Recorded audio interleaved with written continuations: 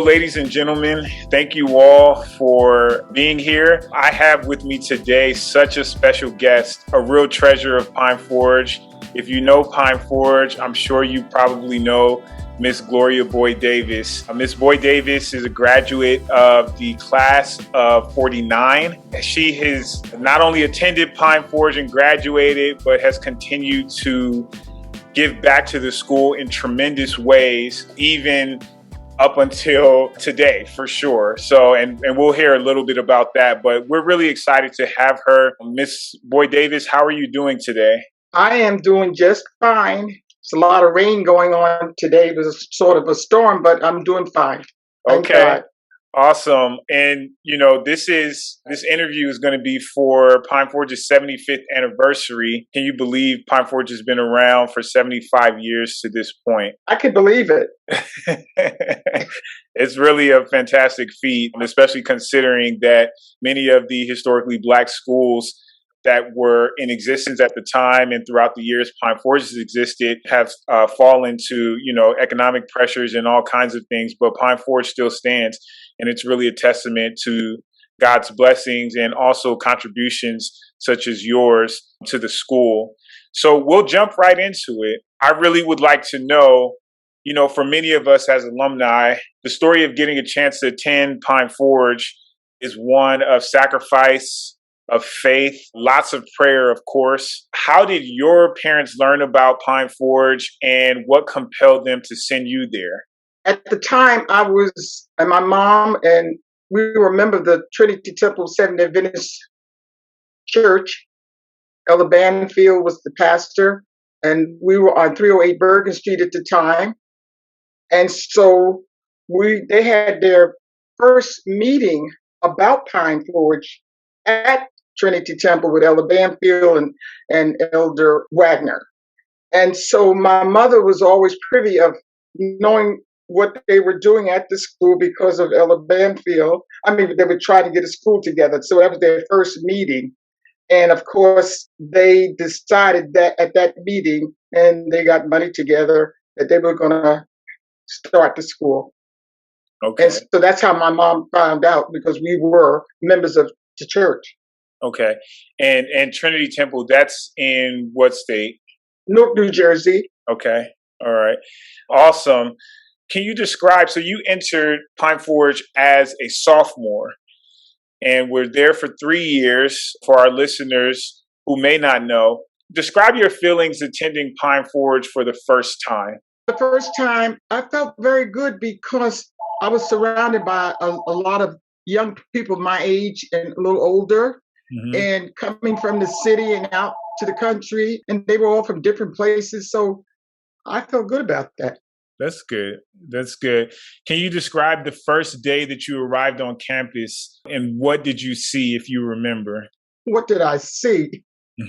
Well, they were renovating. We didn't have much to look at. Okay. The trees and the pine trees and Manor House and the barns and nothing was completed at the time. And this is because we were eating out of the, what do you call it? A kennel, dog kennel. Okay. A dog kennel, really? Yes, one of the dog kennels on the grounds. They sort of made that sort of nice. That's where we ate at, the first year. Okay. Now, as we discussed, you attended for 3 years. How did you see the school change? You mentioned you were eating out of the dog kennel for the first year. How did you see the school change over the 3 years you were there? Well, while we were there, the barn was next, right on the top of the hill, where North Hall was the barn. Okay. And this is where we had the cafeteria, because at that time, when we were eating out of our cafeteria was the dog kennel. Sister Hardy would bring the pots and stuff over to this little small building, but the cafeteria wasn't ready. And so progress came in 1948, 47, 48. So we began to eat there, and then they, built some rooms upstairs for the girls to have dormitory rooms. Okay, awesome. Can you describe what a typical day at Pine Forge while you were a student there looked like? Well, it progressed, but the typical day was, since they were still building around us, we went to school in the old grist mill, and we had to go down the hill behind Manor House. And before we had any steps, we just sort of slide down the hill. Then the boys that got in trouble, they had to start building the steps, and so we had steps to go down. And Okay. so a typical day was going to school at the old grist mill. Didn't have a ladder, didn't have steps. We crossed over to what was a sort of crickety bridge, like a little bridge. Mhm. And then when we got into the building, we didn't have steps like you have. We had that lean-to ladder Okay. that took us to the second floor. So you had And to that's climb up a how ladder. we climbed up a ladder. That part of the day that we were able to go to have chapel. And so the other barn they made it a chapel. So 12 o'clock, we had chapel. Okay. And of course, everybody was glad to go to chapel because then we could talk and see each other. And then we had supper at night and worship. We had worship in the morning, worship at night, and then we had to make some fun. So since there was nothing to do, we'd slip sheets. We'd make the sheets short so the person couldn't get into bed, and then sometimes we put a little salt on it. Okay. We made our own fun. Right, right, right. Oh, Yeah. that's fantastic. What was the food like at Pine Forge at that What was time? that food like? Have mercy. Have mercy. We had a lot of dandelion greens. Sister Okay. Hardy would come down and pick dandelion greens. There was sort of a gully between the school and down where the grist mill stone was.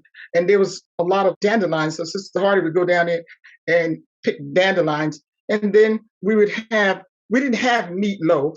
We Mhm. had meatloaf made out of anything that was left over from the other day. Okay. And so that was our meatloaf. Yeah. But we were happy campers when they had the workers meeting, when the conference would have a workers meeting. Boy, we would get real meatloaf, real collard greens, and sweet potatoes and juice and milk.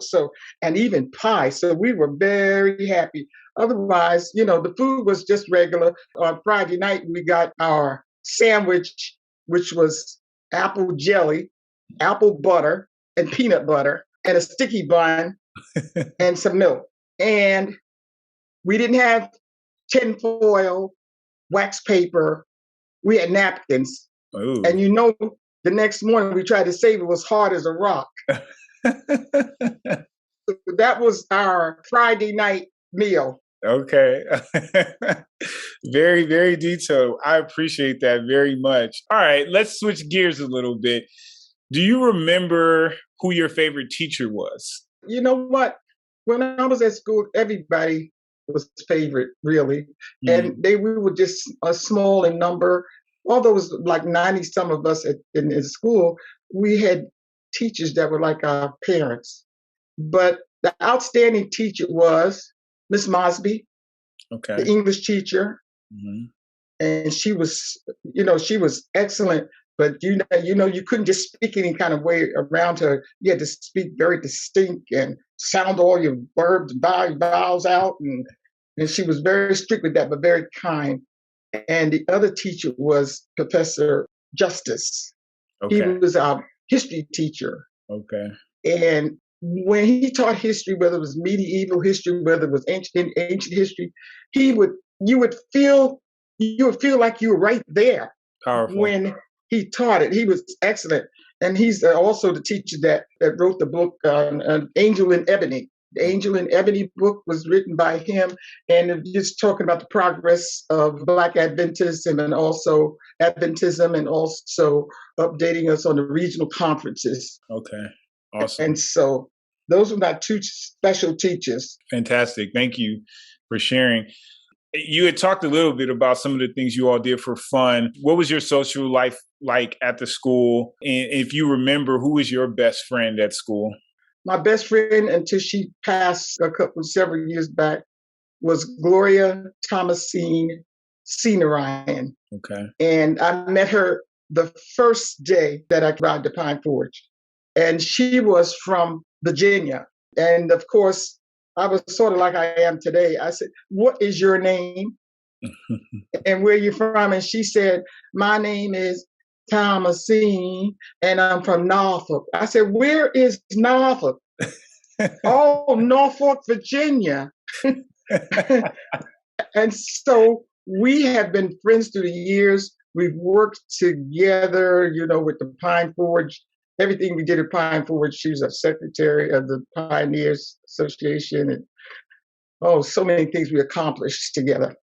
Awesome. And that's just fantastic that you developed that friendship there and it just lasted for so many years. That's a testament to how special Pine Forge is for sure. But it went further than that. Yes. My children are friends to this day, to the first generation, and then my grandchildren to the third generation. Wow. Are still friends. Wow. That's the power of friendship. That's fantastic. Really, really inspiring. Thank you for sharing that. Both of my daughters, Sharon and Gloria, they graduated from Pine Forge in 1969. Okay. So they had their 50th. And that's another thing that Gloria, Cena, Ryan, and myself, we started this 50th march with Mrs.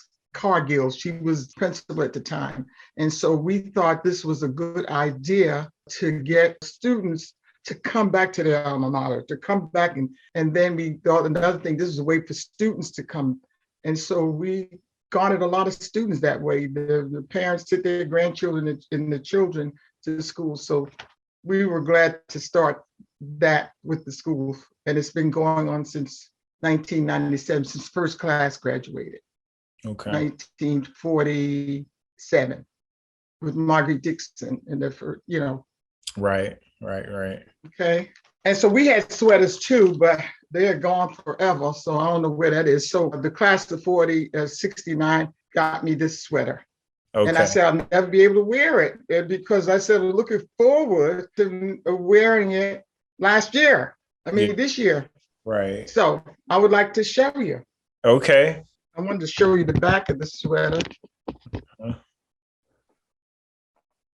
This is the 49. The 49. Can you see the back? Yes, we can. Pine Forge Academy, class of 1949. Yes, we can absolutely see it. That's beautiful. And they put my name. I don't know if you can see that. You might have to bend the camera a little so we can see that. Oh, yeah, Gloria. Oh, that's beautiful. Right. And so that sweater is spotless. It is definitely spotless. That's awesome. Yep. And the P is just beautiful. Yes. I'm proud of it. And so now I'm displaying it for my other folk to see, the Pine Forge alumni. Absolutely. No, thank you for doing that. That is excellent. That is really a nice sweater. So, Ms. Boyd Davis, we had talked about some of the things that you like to do that you all did for fun. What about, you had mentioned that there were was it like a socials that you all engaged in for fun? Can you tell us more about, as a student, what you all did for fun? What we really loved on Saturday night is to do, we couldn't dance. And so we had marches. And so we would just march around, the guys and the girls would march around. And then Jesse Wagner was really he could cut the corner. And boy, and the girls just went crazy. He just cut the corner, and then he swing around, and then we just had a good time with marching. So we thought that was next to dancing. we couldn't do anything else. And then of course we had the winking. Ain't nobody winking now. Right. and still Miss Liza. That's the other one. Still Miss Liza, little Liza Jane. Man, he got no wife, little Liza Jane. Was that a game? Can't get one to save his life, little Liza Jane. Was that a game that you all played? Yeah, but they would then you could, you change partners. And then we'd be clapping. There's a man ain't got no wife, little Liza Jane. Can't get one to save his life, little Liza Jane. Oh, steal Miss Liza. Then he'd go around in the circle and he'd steal somebody. And then they had to keep stealing. Okay. Okay. That Oh, was the wow. fun, and then of course the wink, and then we had hikes, and everybody went on a hike, and we had bonfires, and that's when we were glad to have a bonfire because it was dark Uh-huh. and we was out at night. And so, it was getting dark. We had the bonfire, and then we had. So then we went skating. After a while, we had skating. We would go up and go skating, and so that was another thing that we did. And the other thing we did, we loved. This wasn't social, but we liked to go to town, and shopping. And we were the only Black folk in town because Mm. there was no Blacks around. So we were there, and they looked at us, and we looked at them.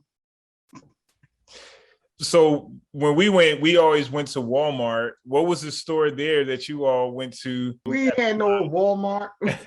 everything everything was on High Street. The stores, Okay. everything was, the little stores were there, and the shops were there. There was no department store. They Right. call it department stores. One level with was nothing like we have today. We didn't have that choice. Okay. And Right. so that's where we went, right in town, High Street, 2 or 3 blocks. Of course, the train station was there too, where we would, get on the train. And if anybody would act up, they would say, "Go on home on the morning train." And so we had our fun. Yeah, it sounds like We look forward to that. And now kids, they think that's nothing. What are you talking about marching? it. That's It was a lot awesome. of fun. You were saying that you came to school on the Bell, is that right? That bell that's sitting on the campus Uh-huh. on the back of a truck, conference office. The conference had a green truck. It was closed in, and it was 3 of us that came from Newark, 2 other students, and the bell was there. They took it out of the bell tower in Newark, Okay. and that's how I got to school, Wow. with the bell and the old conference truck. And that's why you saw me during the time 2019. I was painting all the bottom of that bell and cleaning it out and doing everything I could because that bell is precious. That is awesome. So you know that Bell better than anyone because you've seen it That's right. And from that the was time our it wake arrived. up. That's Uh-huh. right. We arrived with it. It'll wake us every morning, and it put us to bed at night. Uh-huh. So that bell needs to be taken care of for sure. That's true. Oh, that's awesome. One of the interesting things in my experience at Pine Forge, I graduated in 2005. And, when we were there, a lot of students dated and, we would have our little girlfriends and whatnot. Was there dating at Pine Forge during the time that you were there? And what was that like? Sneak dating. Okay, tell me more. Yeah, but you know what? You guys could sit in the cafeteria and sit together. We could not sit together at the cafeteria. The girls sat at one table, the other tables, and the guys sat at the table. The Wow. guys went out of different interests, and we came in a different. We came in a different entrance. We didn't even go in the same entrance, and so you couldn't hold hands. Are you kidding? Couldn't hold hands. And so what they did, they'd write letters. They had night mail. The Ford brothers and Roscoe Howard, I remember, they worked on the furnace, so they would bring the mail from the guys to the dorm. Okay. Yes, and of course we had, when we had the bonfires and hikes, you always had these chaperones, so many feet away, like they got for the COVID thing now, the pandemic, Right. 8 feet apart. It wasn't that strict, but Right. there was always a chaperone. Yeah. Okay, some things never changed then, because we used to be able to sit co-ed, but at some point in the year, something would happen, and we'd end up having separate calf too. So guys would have calf, and it almost seemed like for the 2 years I was there, the majority of those 2 years we were separate calf for that reason. So I guess some traditions don't die. Well, it's according to, somebody did something they had no business doing, the reason why they did it. But they would, at that time when we were going to, that was the rule, Yeah. Uh-huh. that never changed. Right. Okay. What would you describe as your all-time favorite moment at Pine Forge? If there was one moment that you could remember, what was that moment? The favorite moments that I could remember distinctly was Vesper time. Because at Vesper time, we were able, after Vesper was over, we could sit around, although there was chaperones there, we could have a little social time together, and everybody was trying to see who could sing the best, who could write poetry, who could play the piano the best. It was always competitive. And so I look forward to Vesper time, and also, Saturday night socials. Awesome. Thank you. How do you think Pine Forge prepared you for life after Pine Forge? As I stated before, we had those type teachers that were moms and dads to us, and they instilled in us that you could be the greatest. You could do anything. Just stick to it, and they gave us the opportunity, to be leaders. So when we leave the school, we were leaders when we left, because we had the opportunity at school to be that leader. All the opportunities was given to us at school. So when we left to go to college, to go anywhere, you could make it from there. Awesome. No, that's well stated. I want to ask you, why do you think, and just to preface this question, you've given back tremendously to Pine Forge over the years, heading the Pioneer Association, keeping up with your classmates, with other pioneers, even to this day. As recently as 2019, you were doing construction on Pine Forge's campus. And that's right. I think that just speaks to how dear you hold Pine Forge to your life, and as well as, it's an example for other alumni to take as we continue to push Pine Forge forward. How important is it to you to give back? And what would you tell other alumnus about the importance of giving back to the school? If you want anything to grow, you got to put, of course, in the ground, you got sunshine and you got rain, and you got somebody working and digging the soil and doing something. Nothing can grow without some effort on our part. And the school is not going to be any better than the Alumni Association working together, giving back to the school, whatever way. Everybody can't give, monetarily, but they can give of their time and give and volunteer. There's some folk to do that. They go up and paint. Of course, during the time we were there, they had to work, did a lot of work. But after, when you leave school, don't forget where you came from. Don't forget that this was the school that gave you a foundation. And it doesn't matter what walk of life you are, whether you're doctor, lawyer, Indian chief, whether you're a beautician, whether you're a barber, it doesn't matter. Pine Forge gave you a foundation. The Pine Forge gave you that foundation, that the spiritual foundation, and also, the foundation that you could be whatever you wanted to be. And so if the young people take interest, take this 4 year, 1 year, 2 years, 3 years, what they're there, take advantage of that Christian education.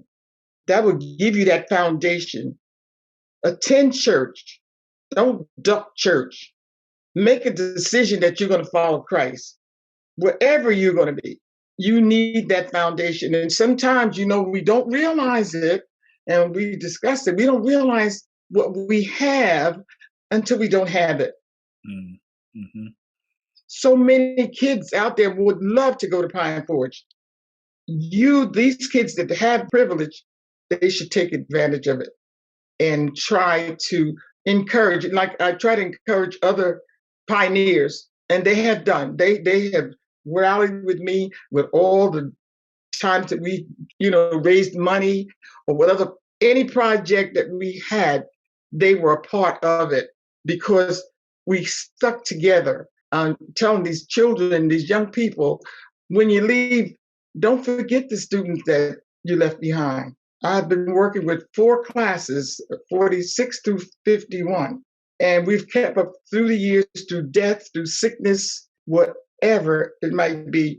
Still to this day, we still have that camaraderie, that friendship that when we came to school in 1946, we still have it.